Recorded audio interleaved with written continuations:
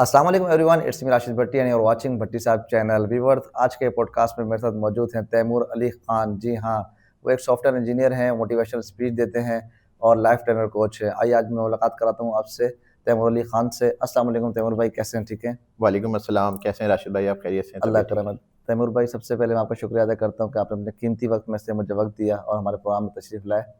तैमूर भाई motivational speech देते हैं, लाइफ ट्रेनर कोच हैं, सॉफ्टवेयर इंजीनियर हैं और भी बहुत सारी क्वालिटीज़ आपके अंदर हैं। तो इतना सारी चीज़ें पहले मुझे ये बताएं, खुद कैसे मैनेज करते हैं?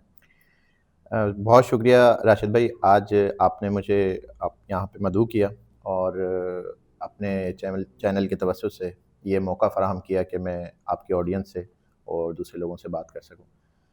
राशिद भाई, ज़िंदगी में जो है ना, अल्लाह ताला ने आपको जिस ख़ास मकसद के लिए तख्लीक किया होता है ना, अगर आप उसको जान लेते हैं या जानने की कोशिश करते हैं, तो आपकी उस क्वेश्चन का आंसर खुद ब खुद ही जनरेट होना शुरू हो जाता है कि तमाम चीज़ें आप कैसे मैनेज कर लेते हैं।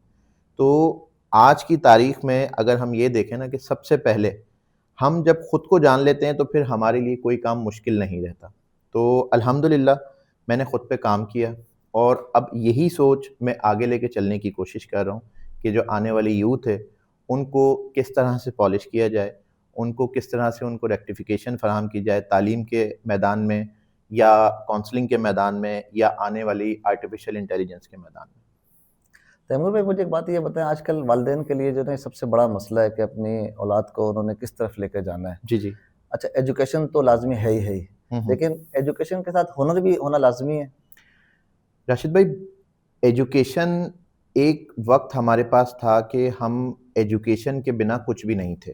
लेकिन अब जिस तरह से हम आगे बढ़ रहे हैं, टेक्नोलॉजी को फ़ॉलो कर रहे हैं, आर्टिफ़िशियल इंटेलिजेंस की इस दुनिया में मज़ीद इनोवेशंस हो रही हैं, इनोवेटिव काम्स हो रहे हैं और हम आगे बढ़ते चले जा रहे हैं ना, तो स्किल एक वक़्त आने वाला है कि वो आपकी एजुकेशन को बायपास कर देगी।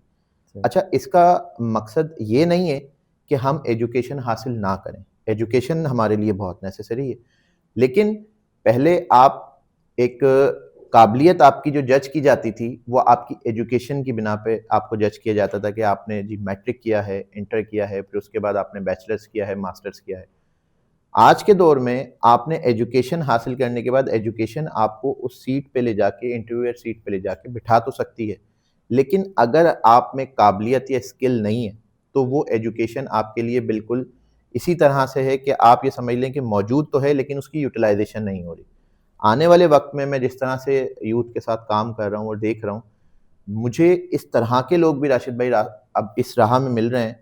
आप उनको यकीन करें कि अगर उनकी एजुकेशन देखेंगे तो बहुत ज़्यादा अप टू मार्क नहीं है। लेकिन उनकी स्किल्स इतनी ज़्यादा वैल्यूएबल हैं और पॉलिश हैं कि वो लाखों रुपए माहाना जो है वो फ्रीलांसिंग के थ्रू आर्टिफ़िशियल इंटेलिजेंस को यूज़ करते हुए और ये करियर काउंसलिंग, मोटिवेशनल स्पीकिंग, मतलब जो जिस चीज़ के हवाले से उनको ये लगता है कि हम बेहतर हैं और हमारी स्किल इस काबिल है कि हम उससे जो है वो इनकम जनरेट कर सकते हैं या उससे कुछ फ़ायदा हासिल कर सकते हैं, तो वो उस पे काम कर रहे हैं। तैमूर भाई, मुझे सबसे पहले ये बताएं कि मोटिवेशन स्पीच देते हैं और कितने लोगों की ज़िंदगियाँ बदली हैं आपसे? क्या सोचते हैं आपके? ये लोगों का कहना ये है कि जो ना, मैंने सुना है अक्सर कि यार ये सिर्फ़ बस सुनते हैं और जैसा अमूमन हकीकत नहीं है ये। हुँ, हुँ। बस यहाँ से सुना, यहाँ से निकाल दी गई। लेकिन आप क्या कहते हैं? आप तो ये काम वर्क कर रहे हैं, तो कितने लोगों की ज़िंदगी बदल चुके हैं? देखें राशिद भाई, ज़िंदगी में सबसे पहले मैंने आपको बताया ना कि आपका जो इनर सैटिस्फैक्शन है ना, वो बहुत ज़रूरी है। अच्छा, वो मिलता कब है आपको? वो मिलता जब है जब आप खुद को आइडेंटिफ़ाई कर लेते हैं। जब आप खुद को आइडेंटिफ़ाई कर लेते हैं ना, तो फिर आपको इस चीज़ से कोई फ़र्क नहीं पड़ता कि दुनिया आपके बारे में क्या सोचती है। लेकिन एक वक़्त आता है कि वो जो दुनिया की जो रॉन्ग परसेप्शन है, वो राइट परसेप्शन में चेंज हो जाती है। अब बात ये रही कि आप बता रहे हैं कि कितने लोगों की ज़िंदगी, देखिए मेरी तो कोशिश है और मेरा एक विज़न है लाइफ़ का ना, आज जिस उम्र में मैं मौजूद हूँ और जिस उम्र में ये तमाम चीज़ें मैंने सीखी, समझी और इन चीज़ों को मैं आगे लेके चलने की कोशिश कर रहा हूँ। तो मेरी ये सोच है कि अगर मैं अपनी से आधी उम्र में किसी बच्चे या बच्ची में ये सोच बेदार कर दूँ, ये तालीम उसको प्रोवाइड कर दूँ, ये ट्रेनिंग्स उसको प्रोवाइड कर दूँ, तो आप ये समझें कि मैंने उसकी आने वाली आधी ज़िंदगी को सेव कर दिया। बिल्कुल। फ़र्ज़ कीजिए कि एक 16-18 साल का बच्चा-बच्ची है, उसे ये तमाम चीज़ें पता हों कि उसने आने वाले अपने 20, 22, 24, 30 साल की उम्र में क्या करना है, कैसे करना है, अगर वो अभी से ही उन चीज़ों की तैयारी शुरू कर दे तो आप ये समझ लें कि उसके आने वाला जो आगे प्रोफेशनल कैरियर है वो अल्टीमेटली सेफ हो गया। तैमूर भाई मुझे एक बात ये बताएं कि एक न्यू कपल जो शादी करता जी है जी। और फिर उसके बाद उसके घर में बेबी या बाबा पैदा होते हैं, तो वो उसकी ज़िंदगी के बारे में उसी वक्त से सोचना शुरू कर देते हैं, एक बिल्कुल। साल से, यानी कि पहले दिन से ही। तो आप क्या कहते हैं कि आप क्या मशवरा देते हैं कि अगर कोई न्यू कपल के घर में बेबी या बाबा आता है, तो वो उसको किस तरफ लेके जाएं? आजकल के दौर में क्या ज़रूरी है, यानी कि किस तरफ ले जाया जाए कि उसकी ज़िंदगी बहुत अच्छी बन सके? अच्छा राशिद भाई, देखिए मैं आपको एक एक होल सोल पैटर्न बता देता हूँ लाइफ का, जो सबसे पहले मैं आज आपके सामने मौजूद हूँ तो ऑब्वियसली सबसे पहले वो चीज़ मैंने खुद अपनी ज़ात पे इम्प्लीमेंट की। अच्छा देखें, एक एक निज़ाम कुदरत है। मैं आज आपके सामने बैठ के ये बात कर रहा हूँ और वो बात आपके दिल पे असर कर रही है, तो उसकी वजह है। उसकी वजह ये है राशिद भाई कि जब आप जो काम करते हैं, जो ज़बान से अदा कर रहे हैं, वो खुद भी अपनी ज़ात पे इम्प्लीमेंट करते हैं। तो अल्लाह ताला का फरमान भी है कि जो आप कर रहे हैं और उसको लाइफ में इम्प्लीमेंट भी कर रहे हैं अपनी ज़ात पे, तो वो फिर सामने वाले की जो दिल है उस पे आपकी बात असर करती है। अल्लामा इकबाल का एक बड़ा मशहूर शेर है ना कि दिल से जो बात निकलती है असर रखती है, पर नहीं ताकत परवाज़ मगर रखती है। तो इसकी बहुत बड़ी तशरीह है। तो आज के इस सेशन में मैं आपको कुछ वो पॉइंट्स प्रोवाइड करने की कोशिश करूँगा, जिसे आम अल्फाजों में आप ये कह लीजिए कि एक छड़ी आपके हाथ में, या जो हमारे व्यूअर्स हैं, बच्चे-बच्चियाँ सुन रहे हैं, उनके हाथ में एक आपको स्टिक आप प्रोवाइड कर दूँगा कि उससे आपको ये पता चल सके कि आपने अपनी आने वाली लाइफ के अंदर किन-किन पॉइंट्स को अपनी लाइफ में इम्प्लीमेंट करना है, किस तरह से पॉलिश करना है और आने वाले वक़्त में पॉलिश करने के बाद किन मकासद पे या किन फ़ील्ड्स को चूज़ करते हुए खुद को उसके ऊपर इम्प्लीमेंट करना है। तैमूर भाई मुझे ये बात बताएं कि आर्टिफिशियल इंटेलिजेंस बहुत तेज़ी से फैल रहा है, हुँ, पिछले हुँ। 2-3 सालों के अंदर तो हर चीज़ जो है ना एआई छाया हुआ है। तो इससे मैं समझता हूँ कि बहुत ज़्यादा अगर फ़ायदा है तो बहुत ज़्यादा नुकसान भी है, क्योंकि आने वाले दौर के अंदर जब सब काम मशीनें करने लग जाएँगी, तो जो जॉब याफ़्ता जो लोग हैं वो तो उनकी जॉब खत्म हो जाएँगी। तो इसके बारे में आप क्या कहते हैं? जी, बिल्कुल राशिद भाई, आप सही कह रहे हैं और आर्टिफ़िशियल का जो बूम हमारे मुल्क में स्टार्ट हुआ तकरीबन 2022-23 से लेके स्टार्ट हुआ। अच्छा, उस वक़्त लोग इसको समझने और सीखने की कोशिश कर रहे थे कि हो क्या रहा है। लेकिन अल्टीमेटली 1 से डेढ़ साल के अंदर आप देखें कि ना सिर्फ़ पूरी दुनिया में बल्कि पाकिस्तान के अंदर भी आपको बहुत सारी ऐसी चीज़ें बदलती हुई नज़र आएँगी कि जिसमें शायद आपकी सोच ये देख के दंग रह जाएगी कि यार ये हो कैसे रहा है। और ये तो अभी समझ लें कि सिर्फ़ एक एक स्टार्ट है। आने वाले वक़्त में चीज़ें किस तरह से चेंज होंगी। अब देखिए, हमारे पास बीइंग ए मुस्लिम हमारे पास एक कॉन्सेप्ट है कि हमने क़यामत के दिन अल्लाह के हुज़ूर पैदा होना है। बेशक। वो कैसे होगा ये सारा सिलसिला? वो इन्हीं वजूहात की बिना पे कि एक मशीन एक इंसान से ज़्यादा पावर से सोच रही है, समझ रही है और आपको इंटरप्रेट कर रही है तमाम चीज़ों के हवाले से। अच्छा, आपकी जो बात है कि एडवांटेजेज़ और डिसएडवांटेजेज़, ऑब्वियसली कोई भी चीज़ होती है तो उसके एडवांटेजेस भी होते हैं इंसान की लाइफ पे और डिसएडवांटेजेस भी होते हैं। तो मैं पहले एडवांटेजेस की बात कर लेता हूँ कि एडवांटेजेस हमारे पास क्या हैं। देखें, एक बड़ी नॉर्मल सी मिसाल दे रहा हूँ क्योंकि बात हम देख यूथ की कर रहे हैं, करियर के हवाले से बात कर रहे हैं, देखने वाली ऑडियंस भी आपकी। तो पहले हम एक बच्चे को एक निसाब के तौर पे, एक एजुकेशन के तौर पे हम जो है वो उसको बोलते थे यार एक प्रेज़ेंटेशन आप तैयार कर लें। अब वो क्या करता था कि सबसे पहले हमारा माइक्रोसॉफ्ट पावर पॉइंट ओपन करता था, उसमें एक अपना एक टेम्पलेट सेलेक्ट करता था। उसके बाद उसका जो मटेरियल है गूगल से कुछ करके कलेक्टिवली वो कर, फिर उसके बाद वो स्लाइड्स के ऊपर उनको उनकी तस्वीर लगाता था, कुछ ऑडियो, कुछ वीडियो, कुछ करके उसको कंपाइल करता था। घंटे 2 घंटे लग जाया करते थे। सर, इतना ईज़ी और आसान हो गया है कि शायद मेरे पास अल्फ़ाज़ नहीं है। अच्छा, मैं बड़े-बड़े प्लेटफ़ॉर्म की बात करूँ तो सबसे बड़ा इस वक़्त हमारे पास चैट जीपीटी है, डीपसीक है, सही है ना? उसके बाद गूगल का जेमिनी है, सही है? और आपका फ़ेसबुक का जो है वो मेटा है। माइक्रोसॉफ्ट का जो है वो कोपायलट है। इसमें से किसी को भी आप सेलेक्ट कर लीजिए जो आपके पास अवेलेबिलिटी हो। आपने सिर्फ़ उसको प्रॉम्प्ट देना है कमांड देनी और सिर्फ़ कमांड भी नहीं देनी है। अब तो चीज़ें इतनी ईज़ी हो गई हैं कि आप उसे वॉइस रिकॉग्निशन से आप अपनी किसी भी ज़बान में नेचुरल प्रोसेसिंग लैंग्वेज जो है वो उसको कंपाइल कर देता है आपके टेक्स्ट फॉर्मेट में या प्रॉम्प्ट फॉर्मेट के अंदर, और आप उसको दे देंगे, आप उसको बोलेंगे जी मुझे एक प्रेजेंटेशन बना दें आर्टिफिशियल इंटेलिजेंस से। तो आप राशिद भाई यकीन कीजिएगा कि विद इन अ सेकेंड वो आपको तस्वीर भी उसमें इंजेक्ट कर देगा, उसमें वीडियोस भी इंजेक्ट कर देगा, उसमें प्रॉम्प्ट और उसका जो मटेरियल है वो भी इंजेक्ट कर देगा, किसके लिए बनानी है, क्या हिस्ट्री है, कैसे है, और आपको कुछ भी करने की। तो ये हमारे पास एक बहुत बड़ा एडवांटेज है एजुकेशन पॉइंट ऑफ व्यू से। हेल्थ पॉइंट ऑफ व्यू से बहुत बड़े एडवांटेजेस इसके अंदर हैं कि जो काम पहले मैन पावर के ज़रिए होते थे, आप इस तरह से समझ लीजिए कि जिस तरह से कैंसर की डिजीजेस हमारे पास हमारे मुल्क में पूरी दुनिया के अंदर ही बड़ी आम है, तो क्या होता था कि उसके लिए स्कैन किया जाता था, पैट स्कैन किया जाता था, वो तमाम चीज़ें की जाती थी। अब आज के दौर में इतनी जदीद टेक्नोलॉजी आ गई है कि वो उसमें आर्टिफिशियल इंटेलिजेंस से बहुत ईजी, मतलब स्टार्टअप में ही आपको डायग्नोज हो जाता है कि जी आपका कैंसर यहाँ से सर्कुलेट हो रहा है, तो आप उसके सिम्टम्स को जो है ना कैलकुलेट कर सकते हैं। तो ये वो एडवांटेजेस हैं जो आने वाले वक्त में हमारे पास, ट्रांसपोर्ट ले लीजिए, आप रिटेल में ले लीजिए, आप हमारे पास बैंकिंग में ले लीजिए, हर जगह पर एडवांटेज है। लेकिन जहाँ किसी भी चीज़ के एडवांटेजेस होते हैं राशिद भाई, वहाँ डिसएडवांटेजेस भी होते हैं। और उसका सबसे बड़ा डिसएडवांटेज जो मुझे नज़र आ रहा है कि हमने उस मसनूई ज़हानत को ना अपने अंदर इंजेक्ट करना शुरू कर दिया है। सही। अभी रिसेंटली मैं एक एक जो है वो पोस्ट पढ़ रहा था कि एक लड़के ने आर्टिफिशियल इंटेलिजेंस से 1.5 से 2 साल में उसको वो इतना उसने अपनी दोस्ती उससे बना ली कि उसने उसको सुसाइड करने पे मजबूर कर दिया। और उस लड़के ने वो सुसाइड अटेम्प्ट कर लिया ड्यू टू वो इस बात को एक्सेप्ट कर लिया, उसने जान लिया कि यार मैं जिससे कम्युनिकेट कर रहा हूँ वो एक हकीकी इंसान है, जीता जागता इंसान है। ये हमारे पाकिस्तान का वाक़या है? ये मेरे ख्याल में पाकिस्तान का तो वाक़या नहीं है, लेकिन मुझे एग्जैक्टली उस कंट्री का स्पेसिफाई नहीं है नाम। अभी मैं कुछ रिसेंटली 2 या 3 दिन पहले पढ़ रहा था, तो मैं आपको वो पोस्ट भी शेयर करूँगा। तो ये एक हमारे पास एक अलमी है। अगर हम चीज़ों को कैलकुलेटेड होके नहीं लेके चलेंगे ना राशिद भाई, तो चीज़ें हमारे हाथ से निकल जाएँगी, बाहर हो जाएँगी। हम जब खड़े होंगे तो हमें ये नहीं पता होगा कि हमारे साथ एक जीता जागता इंसान मौजूद है या कोई रोबोट मौजूद है। तो ये सूरत हाल आने वाले वक्त में होने वाली है। तो आप क्या समझते हैं कि पाकिस्तान के अंदर इसको तेज़ी से फैलना चाहिए या फिर इसको कोई स्टॉप लगाना चाहिए हुकूमत को? देखिए राशिद भाई, हम टेक्नोलॉजी को मिसाल के तौर पे, मैं सॉरी मादरत आपकी बात काट दी मैंने, कि एक राइटर है, जी, जी। ठीक है ना, जो ड्रामा लिखता है या एक फ़िल्म लिखता है, वो पूरा उसके ऊपर जो ना 4-5-6 महीने की उसकी मेहनत होती है और वो सब कुछ क्लियर करने के बाद उसको सेल करता है जी, जी। और डायरेक्टर उसके ऊपर काम करता है और काम फ़िल्म करता या ड्रामा बनाता है, ठीक है। और अब आप बता रहे हैं कि चैट जीपीटी को बोलेंगे मुझे ये ड्रामे का वो स्क्रिप्ट प्रॉम्प्ट चाहिए, वो आपको 5 मिनट दे देगा, तो वो राइटर क्या करे? वो कहाँ जाए? वो भूखा मरेगा, उसके लिए क्या आप कहते हैं? देखें, जहाँ आपके लिए मुश्किलात जॉब्स के हवाले से हो रही है ना, वहाँ पे आसानियाँ भी तो है ना।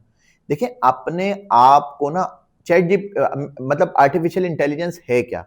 आर्टिफिशियल इंटेलिजेंस के मुख्तलिफ कंपोनेंट्स हैं, जिसमें एक कंपोनेंट है लार्ज लैंग्वेज मॉडल। उसमें क्या है कि मिलियंस ऑफ ट्रिलियंस की जो आपकी जो प्रॉम्प्ट है ना, जो आपके मतलब रेलेवेंट, आप ये समझ लें कि आपने एआई से कोई लिंक, कोई चीज़ आपने शेयर करनी है, तो वो अरबों और खरबों के हिसाब से एआई की तस्वीर उसमें इंजेक्ट की गई हैं। वो पूरे इंटरनेट पे सर्फ करता है, वहाँ से जो उसको बेहतर लग रहा होता है वो लेकर आता है। तो क्या करना है, वो ट्रेंड कर रहा है, मतलब ट्रेनिंग मॉडल जो है ना प्रिपेयर हो रहे हैं। तो जो आप बात करें ना कि एक राइटर है वो तो उसने खुद को ट्रेन करना है। पहले क्या सोचता था वो? पहले अपना दिमाग लगाता था और इंप्लीमेंट कर दिया करता था। सर्चिंग थी हमारे पास, डिसीजन मेकिंग नहीं थी। सही। अब हमारे पास डिसीजन मेकिंग भी अवेलेबल है। अब आपने ये देखना है कि यार मेरी डिसीजन मेकिंग और आर्टिफिशियल इंटेलिजेंस की डिसीजन मेकिंग में क्या डिफरेंस है। मैं कहाँ पे लैग कर रहा हूँ या ये कहाँ पे लैग कर रहा है। आपने उसको अपने काम में मिला के चलना है, इंजेक्ट होके चलना है। आप उससे दूर नहीं हो सकते राशिद भाई।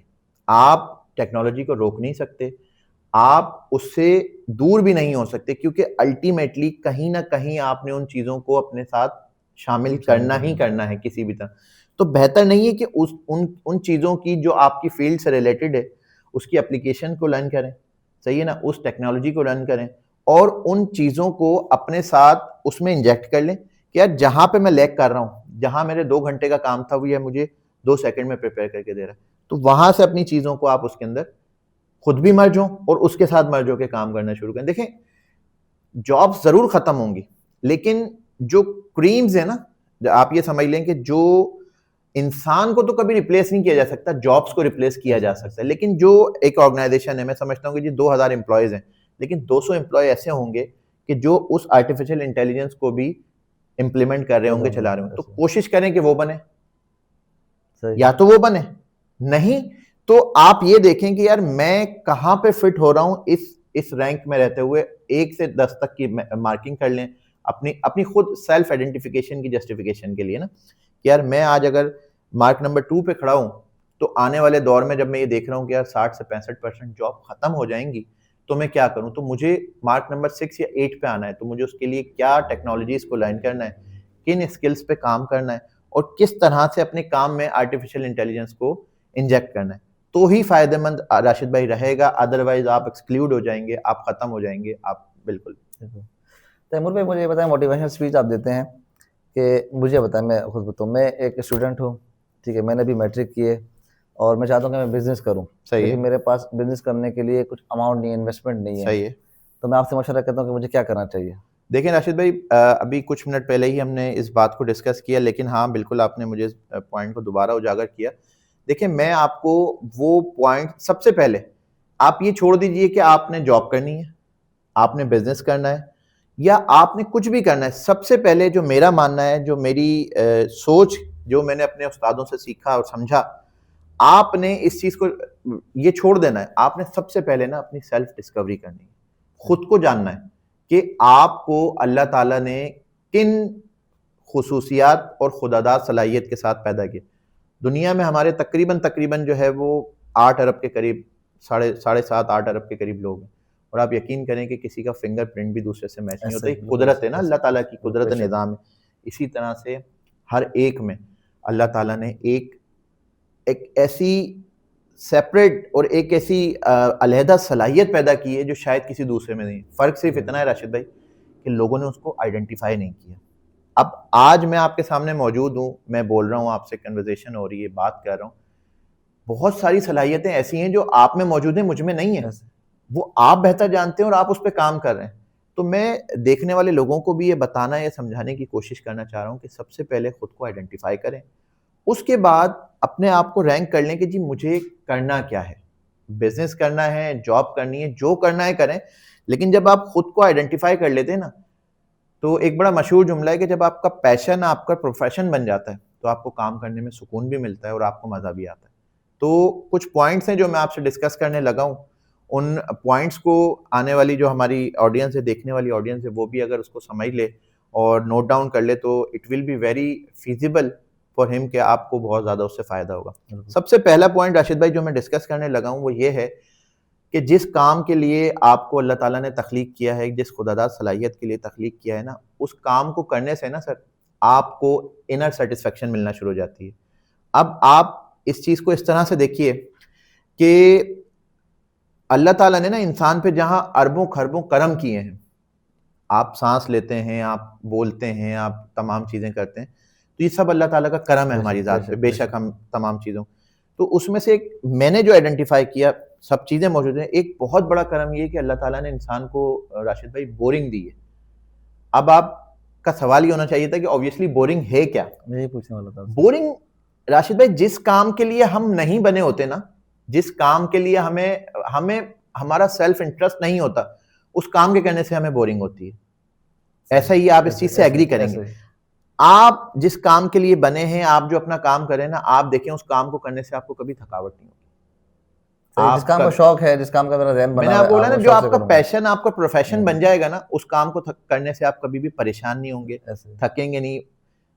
बहुत नॉर्मल सी कंडीशन में एक आपको मिसाल देता हूँ। क्रिकेट का माशाल्लाह तमाम लोग ही हमारे शौक रखते हैं। मैं विराट कोहली, आप इंडिया के बहुत बड़े क्रिकेटर जो है वो हैं मौजूद। आपने जो है वो history maker Sachin Tendulkar 100 centuries का रिकॉर्ड जो है, जो लोग क्रिकेट से वाबस्ता हैं, देखते हैं, शौक करते हैं, तो आज तक हिस्ट्री के अंदर किसी ने 100 सेंचुरी यानी 100 सेंचुरीज जो है वो नहीं बनाई। अच्छा, विराट कोहली ने उस हिस्ट्री मेकर सचिन तेंदुलकर का रिकॉर्ड तोड़ दिया, जो कि हम ये समझ रहे थे कि इस हिस्ट्री में तो शायद मुमकिन नहीं है, कि ये पॉसिबल ही नहीं हो सकेगा। अब वो कैसे हुआ? मैं उनकी बायोग्राफी पढ़ रहा था उनकी किताब के अंदर, तो वो लिखता है कि जब मैं 12 साल का था तो मैं धूप में प्रैक्टिस करने जाया करता था, तो मेरे वालिदैन मुझे रोकते थे, तो भाई क्यों आप प्रैक्टिस करने के लिए क्यों जा रहे हो? मैं बड़ा आसान अल्फाजों में अपनी ऑडियंस को आपको बताने और समझाने की कोशिश कर रहा हूँ ताकि लोग इससे लर्न कर लें, सीख लें, कुछ उनका अक्स निकला है, उनको फायदा हासिल हो। तो वो 12 साल की उम्र का बच्चा धूप में जा रहा है, उसको बोल रहे हैं। अच्छा, अब क्या होता है, देखें वालिदैन है, वो उसको क्या कर रहे हैं, वो ये भी चाहते हैं कि वो आगे बढ़े, लेकिन वो ये भी चाहते हैं कि नहीं उसके लिए कोई परेशानी ना हो, वो बीमार ना हो जाए, वो किस तरह के। तो उसको कैसे कह के रोक रहे हैं कि भाई आप अगर धूप में जाएंगे तो आप खेलेंगे, आप काले हो जाएंगे, आपका रंग जो है ना वो डार्क हो जाएगा। तो वो बोलता है कि रुकता है और अपने वालिदैन को बताता है कि देखें मेरा रंग काला होगा, मैं बीमार होऊंगा, लेकिन एक दिन में कामयाब जरूर हो जाऊंगा। ये जो मैं कर रहा हूं ना, ये मैं अपने दिल से कर रहा हूं, इसको करने से मुझे इनर सेटिस्फेक्शन मिल रही है।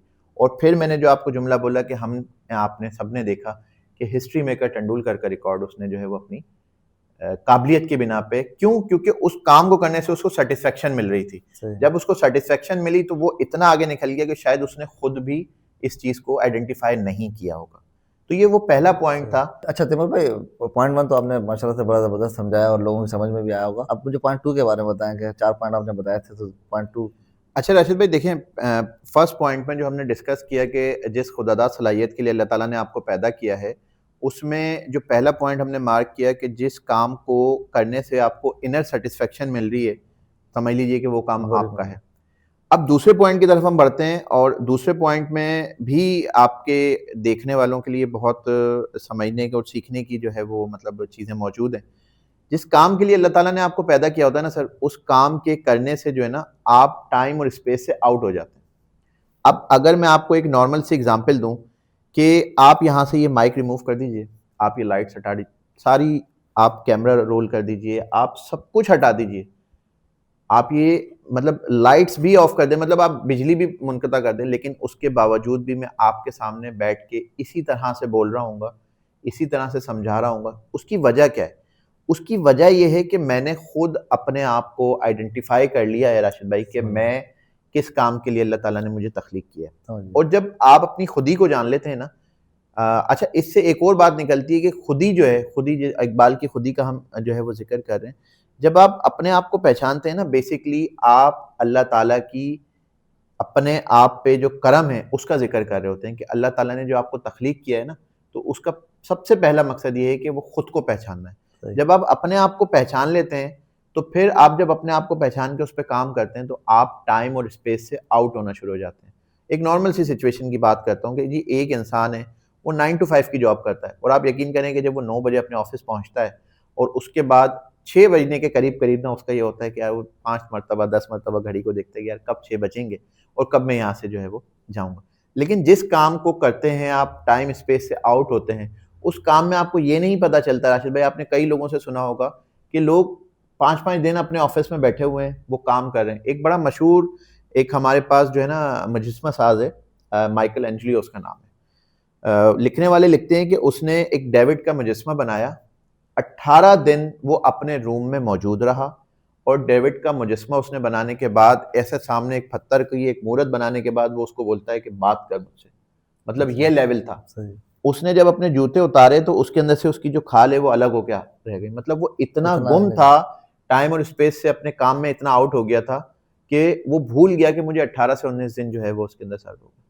तो बताने का मकसद क्या है कि जब आप अपने पसंदीदा काम को खुद को पहचान के करते हैं ना, तो आप टाइम और स्पेस से आउट हो जाते हैं। और जब आप टाइम और स्पेस से आउट होते हैं ना, तो फिर आपके लिए रास्ते बनते हैं, आपके लिए तरक्की के मौके जो है ना आगे बढ़ना शुरू होते हैं। तो ये दूसरा पॉइंट था हमारा जिसमें हमने बात की कि हम टाइम और स्पेस से राशिद भाई आउट हो जाते हैं। इसी सीरीज को फॉलो करते हुए तीसरा जो पॉइंट है, मैं ये चाहता हूं कि इसको भी आप लोग नोट डाउन करें। तीसरा पॉइंट ये कि राशिद भाई, जिस काम के लिए अल्लाह ताला ने आपको तख्लीक किया है ना, उस काम के करने से आपको मुआवजे की तलब खत्म हो जाती है। सही। और आप इस बात से बिल्कुल इत्तेफाक करेंगे कि देखें, वही जो 3 इडियट मूवी की मैं आपको मिसाल दे रहा था कि वो क्या बोलता है लास्ट में फरहान कि जी मैं कम कमा लूंगा अब्बा, मैं कम कमा लूंगा, लेकिन मैं खुश रहूंगा, मैं सुकून में रहूंगा, और मैं अपनी जिंदगी बहुत अच्छे से गुजार सकूंगा। मैं इंजीनियर बन भी गया तो बहुत अच्छा नहीं बनूंगा, और मैं जिंदगी में आगे सरवाइव नहीं कर सकूंगा। सरवाइव करने का मकसद क्या होता है कि देखें, हम काम तो कर लेते हैं, लेकिन राशिद भाई जिस काम को हम एक नए तरीके से ना कर सके ना, वो काम हमारा नहीं है। मतलब एक रास्ता है, हम उसको फॉलो कर रहे हैं। जिंदगी में ना कभी भी तरक्की या खुशहाली, जो मैंने अपने तजर्बे से सीखा है, वो कभी भी फॉलोअर्स की नहीं होती। वो हमेशा उन लोगों की होती है जो क्रिएटर्स होते हैं, जो रास्ते बनाते हैं, जो नई सोच पे काम करते हैं, नई चीजों पे काम करते हैं। तो वो क्या बोलता है कि मैं नया रास्ता नहीं बना सकूंगा, मैं फॉलो करूंगा और मैं कहीं ना कहीं जाके रुक जाऊंगा या फंस जाऊंगा या परेशान हो जाऊंगा। तो ये तीसरा पॉइंट था हमारा जिसमें हमने ये सीखा कि जी हम काम को करते हैं, जिस काम को तख्लीक किया अल्लाह ताला ने हमें, उसको करने से हमें मुआवजे की तलब जो है वो खत्म हो जाती है। लेकिन जो चौथा पॉइंट है वो एक बड़ा अजीब व गरीब सा पॉइंट है, मैं आपको बताऊंगा तो शायद आप इससे इत्तेफाक करें या ना करें, लेकिन जिस काम को करने से अल्लाह ताला, जिस काम को पैदा आपको अल्लाह ताला ने किया और जिस काम को करने से आप जब इस टाइम और स्पेस से भी आउट हो गए, आपको मुआवजे की तलब खत्म हो गई और आपको इनर सेटिस्फेक्शन मिलने लगी। चौथा पॉइंट ये है कि सर जिस काम को आप करते हैं ना तख्लीक करने के बाद अल्लाह ताला के, उस काम को करने से जो है ना आपका जो दुश्मन है ना वो आपकी तारीफ करने लगता है। ऐसा ही है। अब आपके दिमाग में ये सवाल आना चाहिए कि यार ये एक कैसी सी बात है कि एक दुश्मन आपका जो है वो तारीफ करने लगे। मेरे एक कुलीग हैं, एक ऑफिस में हमारे जो हमारे काम करते हैं साथ में, तो मैं आपको लिटरली बताऊं राशिद भाई कि मैंने उनको देखा है, पर्सनली देखा है और ऑब्जर्व किया है। हमारी क्या सोच होती है कि हमारा इस्लाम हमें क्या सिखा रहा है कि लोगों के लिए सिला रहमी बांटें, लोगों के लिए आसानी करें, लोगों को सुकून पहुंचाएं। अच्छा, मैंने ना उनको ये तमाम काम करते हुए कभी देखा ही नहीं है। मजे की बात मैं आपको बताऊं, बड़ा पर्सनल एक्सपीरियंस आपसे शेयर कर रहा हूँ, नाम नहीं लूंगा क्योंकि बड़े हमारे अजीज भी हैं। तो मैंने ये तमाम काम उनको करते हुए नहीं देखे, तो मैं बड़ा परेशान होता था बाज़ औक़ात। लेकिन हाँ, एक काम राशिद भाई मैंने उनको करते हुए देखा है कि जिस काम के लिए कंपनी ने उनको हायर किया है ना, वो काम बड़ी खुश उसलूबी से कर रहे हैं। समझ गया। कि कंपनी ने अगर उनको प्रोडक्शन के लिए हायर किया है तो वो प्रोडक्शन का काम अपना बड़ा बेहतरीन तौर पे कर रहे हैं। ये कंपनी ने अगर उनको सप्लाई चेन के लिए हायर किया है तो वो सप्लाई चेन का काम अपना बहुत बेहतरीन तरीके से कर रहे हैं। तो हम देखें, कहीं ना कहीं किसी ना किसी जगह पे आके ये बात बोलने पे मजबूर हो जाते हैं कि जी वो एक्स साहब जो हैं या वाई साहब जो हैं, या ठीक है इखलाकियात में कम है, चीज़ों में लोगों के लिए आसानियां नहीं बांट रहे हैं, अच्छाइयां नहीं कर रहे हैं, लेकिन जो काम वो कर रहे हैं ना वो अपना काम ईमानदारी से कर रहे हैं। सही। तो हम मतलब दुश्मन से मुराद ये है कि हम अपने ओपोनेंट की बात कर रहे हैं। तो हम इस चीज़ को देखें ना कि ये एग्जाम्पल जो है ना एक हमारे लिए लम्हा फ़िक्रिया भी है कि अगर हम इसको देखें कि यार हम जिस काम के लिए बने और उस काम को करने के बाद ये तमाम तर ये मामलात हमारे साथ हुए, तो हम बड़े हैरान हो जाएंगे कि यार दुश्मन कैसे कर सकता है, क्या कर सकता है। लेकिन ये एक बड़ी रियल वर्ल्ड एग्जाम्पल मैंने आपको दी है कि जिस काम के लिए आप बने होते हैं ना, जिस काम के लिए आप बने होते हैं, उस काम को करने से आपका दुश्मन भी जो है ना आपकी तारीफ करने लगता है। पांचवा पॉइंट जो आखिरी पॉइंट है राशिद भाई, वो मैं आपको डिस्क्लोज करने लगा हूँ। वो पांचवा पॉइंट ये है कि जिस काम के लिए अल्लाह ताला ने आपको तख्लीक किया होता है ना, उस काम की इंफॉर्मेशन कभी आपको जिंदगी में जमा करने की जरूरत ही नहीं होती। आपके पास वो अल्टीमेटली आ रही होती है। मतलब इन सेंस ऑफ मैग्नेट होता है। आपका जो माइंड है ना बेसिकली वो मैग्नेट है। अगर आप इसको न्यूरो साइंस के अंदर पढ़ें तो आपका जो माइंड है ना वो मैग्नेट है। आप पॉजिटिव सोचेंगे ना, आपकी थॉट्स आने वाली, आपकी जो सोच है आने वाली ना वो पॉजिटिव आएगी। आप नेगेटिव सोचेंगे, आपकी नेगेटिव सोच आएगी। काम को करने से आपको टाइम स्पेस से भी आउट हो गए, आपके दुश्मन ने भी तारीफ कर दी, आपको जो है वो इनर सेटिस्फेक्शन भी मिल गई, मुआवजे की परवाह भी खत्म हो गई।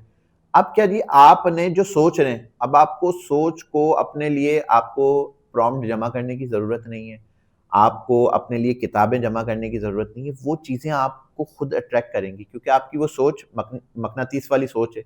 वो सोच आपके पास आ रही है, लोगों की अट्रैक्शन आ रही है और वो सोच आपके अंदर डेवलप होती है। आप ये देखेंगे अब तो हम जिस जमाने में जी रहे हैं, पहले तो हम ये इनिशियली कुछ लोग मुझसे बोलते थे यार तैमूर भाई हो क्या रहा है कि हम बैठे हुए डिस्कस कर रहे हैं और उसी चीज का ऐड हमारे पास जो है वो ऐसे ही बिल्कुल आ जाता है। बिल्कुल ऐसा ही है सर। मैं आपको अब एक बड़ी खतरनाक सी प्रोडिक्शन आपको बता रहा हूँ। आप बोल रहे हैं तो उसका ऐड आ रहा है ना। मैंने ये ऑब्जर्व किया है, अपने सोचने पे भी आ जाता है। आपके सोचने पे आपके पास ऐड आ रहे हैं। ऐसे ही तो sir how it's possible, how it's possible. हमारे पीछे एक वर्किंग हो रही है ना, हमारी चीज़ों की। ये न्यूरो साइंस के ऊपर काम हो रहा है, ये आर्टिफिशियल इंटेलिजेंस का ही एक पार्ट है। ये न्यूरो साइंस के ऊपर काम हो रहा है। वो जो हमारी सोच है वो हमारी सोच ट्रांसफर हो रही है एक मीडियम के थ्रू, और उस मीडियम से जो है तो हमें बताएं ना कि हम किस जिंदगी में जो है वो आगे चलने की जो है वो कोशिश कर रहे हैं।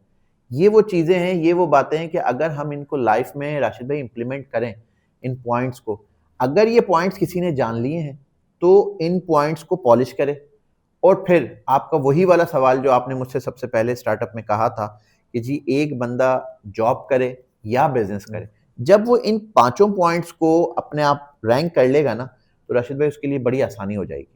उसको खुद को पहचानने और समझने में बड़ी आसानी हो जाएगी और इस 5 पॉइंट्स को वो जब अपनी लाइफ पे इम्प्लीमेंट करेगा ना, तो उसको ये समझ आ जाएगी कि यार मैं जॉब ओरिएंटेड हूँ या मैं बिजनेस ओरिएंटेड हूँ। ये माइंड सेट है बेसिकली दो। एक जॉब ओरिएंटेड बंदा होता है, एक बिजनेस ओरिएंटेड बंदा होता है। आप जॉब ओरिएंटेड बंदे को बिजनेस करवाएं, वो कभी करेगा ही नहीं, क्योंकि उसका दिल बड़ा छोटा होता है, वो 9 to 5 की वर्किंग में ऐसे करता ही है। ऐसे। लेकिन जो बिजनेस ओरिएंटेड बंदा है ना, वो कभी भी वो बोलेगा मैं 2 रुपए कम कमाऊंगा, लेकिन मैं अपना काम करूंगा। Be your on boss. 2011 के अंदर एक हमारा एक प्रोग्राम हुआ था आर्ट्स काउंसिल के अंदर, जहां मैंने खुद को ये जाना। पाकिस्तान के बहुत बड़े बड़े नाम वहां पे माशाल्लाह मौजूद थे, और वहां मैंने ये जाना, उस जो प्रोग्राम का टाइटल था, उस प्रोग्राम का टाइटल था बी योर ऑन बॉस। यानी खुद के आप बॉस बन जाएं और खुद अपनी जो है वो मर्जी से जो है वो चीज़ों को आइडेंटिफाई करें।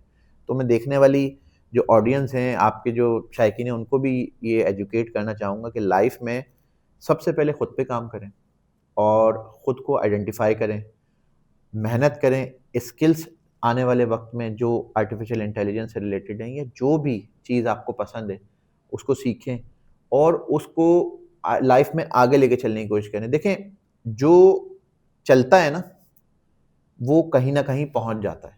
जो खड़े होकर सिर्फ सोचता रहता है या सिर्फ एक जगह रुक जाता है ना, वो कहीं नहीं अच्छा पहुंचता। तैमूर भाई, ऐसा है कि ना कुछ लोग कोशिश करते हैं कि जो उनका शौक होता है, या फिर अगर उन्होंने सोचा कि यार मेरे को ये बिजनेस करना चाहिए, और फिर वो उसकी कोशिश करते हैं लेकिन वो उसके अंदर फेल हो जाते हैं। दोबारा भी कोशिश करते हैं, फिर फेल हो जाते हैं, एक दो फिर कोशिश करते हैं, फेल होते हैं। कुछ लोग फिर दिल हार के उस काम को छोड़ देते हैं। तो इसमें आप क्या कहते हैं कि अगर आपका कोई ज़हन बना हुआ है कि ये करना है, उसके अंदर 2-3 दफ़ा फेल हो जाता है इंसान किसी में भी, किसी जी वजूहत जी के जी ऊपर, जी जी। तो उससे हट जाना चाहिए या फिर उसको इम्प्लीमेंट करते रहना चाहिए, एक दिन देखें कामयाबी होगी? देखें राशिद भाई, मेरा जो जो सोच है ना, जो जो मेरा दिमाग, आप अपने तजर्बे की बुनियाद पे मैं आपको एक बात बताता हूँ कि देखें, गलती इंसान से ही होती है, सही। और जो गलती करता है वो इंसान होता है, अच्छा, और जो गलती से पाके वो फरिश्ता है। सही बात सही है है, ना? सही है। हमें जो है ना, हम मुकम्मल नहीं है।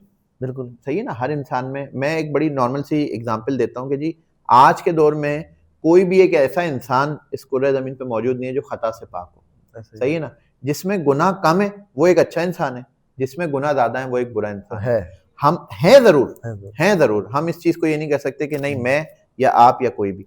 देखिए, कोई भी काम जो आप कर रहे हैं ना, करने से पहले ना उसके पॉइंट्स हैं। कुछ पॉइंट्स को अपने पास आइडेंटिफाई करें, जैसे कि मैंने आपको काउंसलिंग के हवाले से ये 5 पॉइंट दिए। अब आप कोई बिज़नेस करने जा रहे हैं ना, तो सबसे पहले आप उन पॉइंट्स को इम्प्लीमेंट करें कि जे आप सबसे पहले जी मार्केट देखें। जो काम आप करने जा रहे हैं उसकी मार्केट वैल्यूज़ क्या है? आपकी अपनी इनर सैटिस्फैक्शन क्या है? सही है ना? जिस काम को करने के लिए आप इनर सैटिस्फैक्शन आप रखते हैं, उसकी इनर सैटिस्फैक्शन। देखिए, आप एक जॉब ओरिएंटेड पर्सन हैं। पहले आपका सवाल का जवाब मैं दे रहा हूँ कि आप एक जॉब ओरिएंटेड पर्सन हैं और आप चाह रहे हैं कि आप बिज़नेस करें, मुश्किल हो जाएगी। सबसे पहले आपको अपना माइंडसेट बदलना पड़ेगा। देखिए, जो बिज़नेसमैन होता है ना, वो अपनी शॉप में झाड़ू भी लगाता है, ऐसे ही है। कपड़ा भी मारता है, ऐसे ही वो सीट पे भी बैठता है, वो काउंटर पे भी बैठता है, वो कभी इलेक्ट्रीशियन भी बन जाता है, ऐसे वो ही कभी ऐसे ही प्लम्बर भी बन जाता है। क्या है, बिज़नेस आपको मतलब up to market, zero to top, ऐसे ही है। तमाम चीज़ें आपको करनी है। लेकिन उसके लिए सिर्फ आपका माइंडसेट ये होना चाहिए कि अल्टीमेटली मुझे एक जगह पे पहुंचना है और मुझे कामयाब होना है।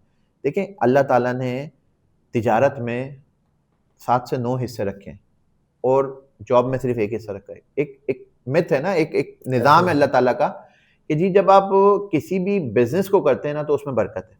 और हमारे नबी हज़रत मोहम्मद मुस्तफ़ा सल्लल्लाहु अलैहि वसल्लम का भी फरमान है कि जी, आप तिजारत करें, इसके अंदर फलाह है, इसके अंदर आसानी है। हमें अल्टीमेटली ये जो हमारा एक तालीमी निज़ाम है ना, उसमें हमें ये सिखाया नहीं जाता राशिद भाई कि हमने आगे बढ़ना है।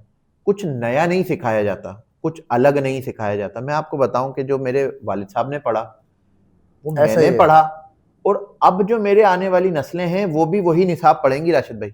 कुछ इनोवेशन नहीं है। इनोवेशन कहाँ हो रही है? इनोवेशन ये हो रही है कि आप और मेरे, हम जो यहाँ पे मौजूद हैं, हम जैसे लोग कुछ बेहतर, कुछ नया, कुछ अलग करने की कोशिश कर रहे हैं, जो आने वाले लोग सीख रहे हैं या समझ रहे हैं। ठीक है ना? जो खुद पे काम करने की बात कर रहे हैं। हमारे स्कूल, कॉलेज और यूनिवर्सिटीज़ के अंदर माजरत के साथ वो चीज़ें हमें, मैं रियल वर्ल्ड की एग्जांपल दूं जी, मैं एक प्रोफेशनली सॉफ्टवेयर इंजीनियर हूँ, लेकिन आप यकीन करें कि जो मेरे निसाब में चीज़ें मुझे बताई या सिखाई गई ना, शायद उसका जो है ना 5 to 10% भी मैंने इम्प्लीमेंट अपनी रियल लाइफ में नहीं किया। नहीं, सही बात। क्यों?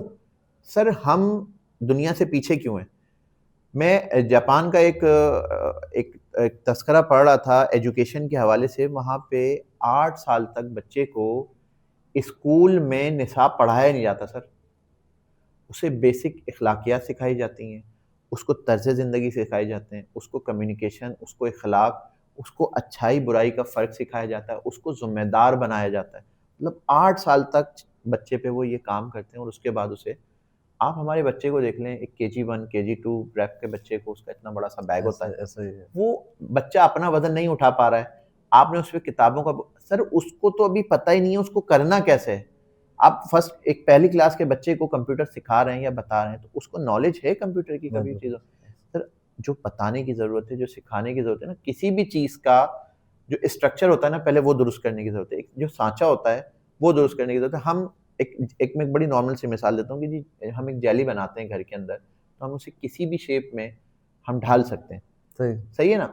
होती जेली है, लेकिन हम ऐसे उसे भी है। चाहें तो एक बनाना हाँ, के कोई शेप भी हाँ। में रीशेप कर सकते हैं, हम चाहें तो उसको एक जो है वो कीवी के शेप में कर लें, लेकिन होता क्या है वो अल्टीमेटली जेली। बच्चा भी हमारा ये इसी तरह से होता है, एक किताब होती है। हम उस किताब पे, उसके वर्क पे, एक पेज पे डेली बेसिस पे उसकी ज़िंदगी को प्लॉट कर रहे होते हैं, लिख रहे होते हैं। अब हमें क्या, हम एक स्कूल में गया बच्चा, स्कूल से आने के बाद फिर उसने ट्यूशन भी पढ़ना है, फिर ट्यूशन पढ़ने के बाद उसने मदरसा भी जाना है। तो सर बच्चे के पास एक्टिविटी का क्या टाइम रहा? क्यों स्कूल में वो चीज़ें, क्या यार हम इतने छोटे से बच्चे को भी टैकल नहीं कर सकते? चीज़ों के हवाले से मैं ये बात कहता हूँ, और जब वो बच्चा तमाम चीज़ों से बच के बाहर आता है, तो उसके पास क्या एक्टिविटी का टाइम होता है? आज के वक़्त में आप देख लें बच्चे सिर्फ़ मोबाइल के एडिक्शंस कर रहे हैं, ऐसे ही। सही है? और आपका जो जंक फूड है उसकी यूटिलाइज़ेशन कर रहे हैं और फिर वो सो जाते हैं। उनको मज़ीद पचासों तरह की बीमारियों में मुब्तला हैं। कैंसर के मरीज़ मैंने छोटे-छोटे बच्चे देखे, वो किन वजूहात की बिना पे, ये आपके जंक फूड खाने की वज़ह से। रात को मोबाइल लेके सो रहे हैं, आँखों से उनके जो है वो उनके ग्लासेस लग गए हैं, चीज़। तो ये तमाम तर जो है ना ये सोशल इश्यूज़ हैं राशिद भाई, और इन पे जो है ना सीरियस होके हुक्काम बालों को भी सोचने की ज़रूरत है, और ना सिर्फ़ उनको बल्कि हमें खुद बीइंग ए पेरेंट्स या बीइंग ए ह्यूमन बीइंग, हमें इन चीज़ों को सोचने और समझने की ज़रूरत है कि हम ना सिर्फ़ अपना बल्कि सोसाइटी का भी किस तरह से बेहतरी जो है वो हम कर सकते हैं। जी। तैमूर भाई मुझे एक बात बताएँ कि हमारा पाकिस्तान क्यों इतना पीछे है कि हर चीज़ हमें बाहर पहले होती है और बाहर होके वो बिल्कुल ख़त्म हो जाती है, फिर पाकिस्तान में आती है, डिलीवर होती है। हुँ, हुँ। जिस तरीके से आपने बताया कि एआई भी जो है ना वो अभी 23-24 में यहाँ पे जी। ज़्यादा वो हुआ। मैं मिसाल आपको ऐसे दूँ कि हमारे जो ऑनलाइन कमाई है, जी, जी, जी। जो किसी भी फ्रीलांसिंग की बात कर, फ्रीलांसिंग की जी, बात जी, कर रहा जी। हूँ मैं, किसी तरीके से देखा जाए, तो उसका पाकिस्तान के अंदर जो है ना वो इतना यानी कि नहीं है प्रॉफ़िट वग़ैरह जो बाहर बैठ के कर रहे बिल्कुल हैं, ऐसे ही काम है। वही है, काम वही। पाकिस्तानी भी वही कर रहा है, बाहर वाला भी वही कर रहा है। तो पाकिस्तानी हुकूमत जो है हमारी उसको क्या करना चाहिए इसको ऊपर ले जाने के लिए? देखें राशिद भाई, 2-3 सिनेरियोज़ हैं। हम मैं आपको बताऊँ कि हम एक बड़ी काबिल कौम है। बिल्कुल, सही है ना? इसमें कोई दो राय बात नहीं है। हमारे पास अल्हम्दुलिल्लाह कुदरती वसाइल मौजूद हैं, सही है? और हम किसी से ना मतलब डरने और घबराने वाले लोग नहीं। ये तो हमने अभी जो सारे मामलात हैं हमारी ज़िंदगी, हाँ, हमारे पास वजूहात क्या हैं? हमारे पास लैक ऑफ ये समझ लें कि हमारे पास जो है ना वसाइल की कमी नहीं है, हमारे पास मिसमैनेजमेंट है चीज़ों की। हमारे पास निज़ाम के अंदर मिसमैनेजमेंट है चीज़ों के हवाले से। अब आप देखें, फ्रीलांसिंग के हवाले से जो हमने बात की, फ्रीलांसिंग का जो सिलसिला है, फ्रीलांसिंग में पाकिस्तान एक वक़्त ऐसा था कि पूरी दुनिया में तीसरे और चौथे नंबर पे था, सही। काम कर रहा था। आज भी पाकिस्तान फ्रीलांसिंग में पीछे नहीं है। लेकिन सर आप ये देखें कि हमारे पास जो निज़ाम है, मेरा कहने का मतलब ये है कि हम हमेशा दूसरों के लिए काम क्यों करते रहेंगे? हम अपने लिए कब करेंगे? अपने मैं मुल्क के लिए काम मैं कब आपको करेंगे? वही बता रहा हूँ ना, देखें, हम अपने मुल्क के लिए क्यों लास्ट 2024 से लेके और अभी 2005 और अभी 6 चल रहा है, 29 लाख प्रोफेशनल्स जो हैं वो पाकिस्तान छोड़ के चले गए। उसकी वजूहात क्या है? सर उसकी वजूहात क्या है, मैंने आपको बताया ना कि हमारे पास निज़ाम नहीं है। हम जो बेहतर करता है ना, उसको आगे नहीं बढ़ने देते। जो सही बोलता है उसको आगे नहीं बढ़ने देते। बल्कि हमारी कोशिश क्या होती है कि जो लोगों को एजुकेट कर रहा है ना, उसको पीछे वापस धकेल दिया जाए या उसको रोक दिया जाए। कि अब उसके पीछे क्या मामलात हैं, मैं बहुत ज़्यादा तो इसके ऊपर डिबेट नहीं कर सकता, हुँ, ये बड़ा एक सेंसिटिव इश्यू है। लेकिन हाँ, हमें उन चीज़ों को टेक केयर करने की ज़रूरत है। देखिए फ्रीलांसिंग पूरी दुनिया में हो रही है, लेकिन आप पाकिस्तान का हाल देखें, अभी रिसेंटली आपको पता चला होगा थोड़े अर्से पहले कि एक हमारे पास एक मिथ बन गया और उसको लोगों ने बड़ा मिज़ाह के अंदर भी इस्तेमाल किया कि हमेशा डीप सी में शार्क हमारा ही वायर क्यों ऐसे काटती ही, है। ऐसे ही, आप इससे इत्तेफाक करेंगे? ऐसे ही। ऐसे ही क्यों भाई, ऐसा क्यों है? तो कुछ ना कुछ तो हमारे पीछे कैलकुलेशंस हो रही हैं चीज़ें। मैं इसे अंदरूनी साजिश कह लूँ या बैरूनी साजिश कह लूँ या कुछ भी है, लेकिन ऐसा है। आप मुझे एक बात ही बताइए कि आपका एक क्लाइंट है, यूएस के अंदर बैठा हुआ है, वो आपसे काम करवा रहा है। जब आपका क्लाइंट यूएस से काम करवा रहा है, तो उसने क्या किया? उसने आपसे एक दफ़ा काम करवा लिया। अब दूसरी मर्तबा जब आपको उसने अप्रोच किया, शार्क ने आपकी जो है ना वायर ही काटी हुई थी। ऐसे अब वो आपको कभी काम देगा? नहीं थे, कभी नहीं थे। ना सिर्फ आपका नाम खराब हुआ, आपके मुल्क का मुल्क नाम का भी नाम खराब हुआ खराब सर। हुआ। तो ये वो मामलात हैं जिसके ऊपर सीरियस होके हमें सोचने की ज़रूरत है। और आज के दौर में मैं आपको बताऊँ कि सिर्फ एक अच्छा इंटरनेट, एक अच्छा लैपटॉप या सिस्टम आपके पास मौजूद हो और आप मुस्तकिल मिजाज हों, पढ़े लिखे हों और मुस्तकिल मिजाज हों, आपको आगे बढ़ने से कोई नहीं कोई नहीं रोक सकता, आपको तरक्की करने से कोई नहीं रोक सकता। लेकिन बात सिर्फ यही है कि देखें, इंटरनेट प्रोवाइडर हम नहीं हैं, हमारे मुल्क का एक निज़ाम है ना, हमें वहाँ उन्हीं सर्विसेज से गुजर के आना होता है।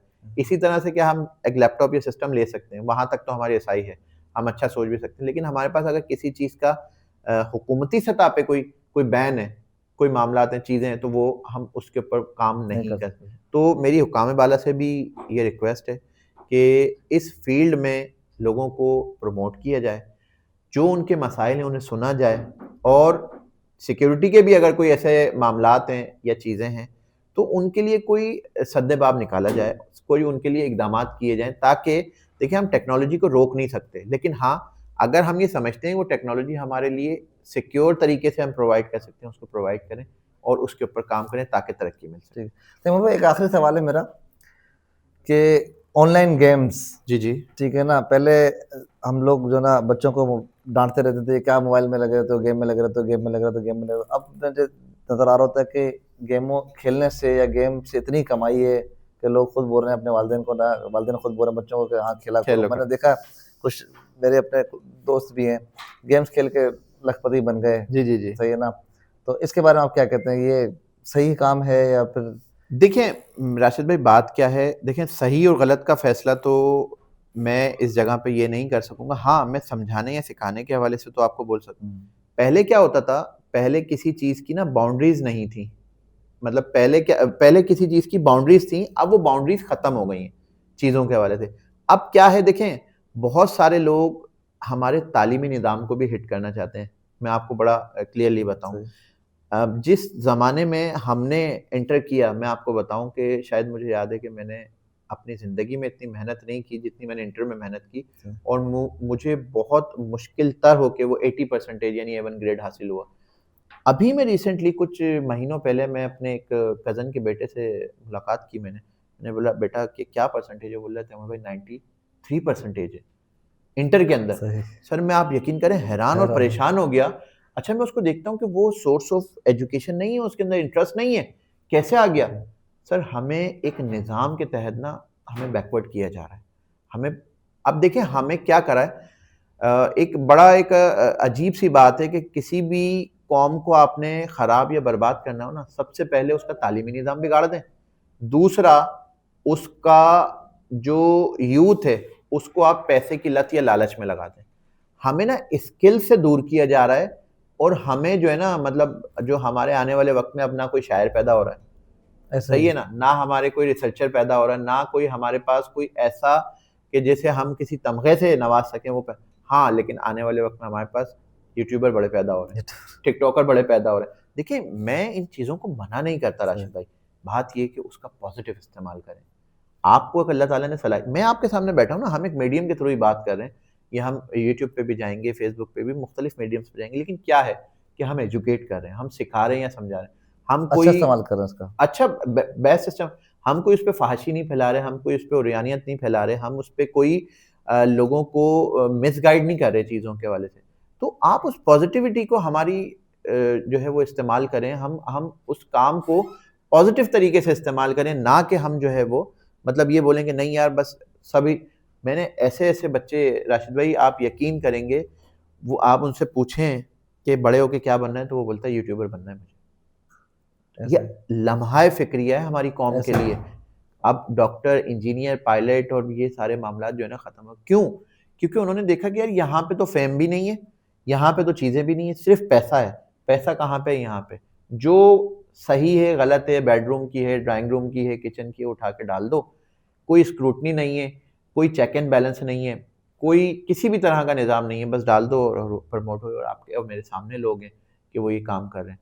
तो सर ऐसे मैं इस चीज़ से तो उनको ये बात बिल्कुल समझाने की कोशिश करूँगा कि देखें, किसी भी चीज़ का इस्तेमाल पॉजिटिव वे में करें।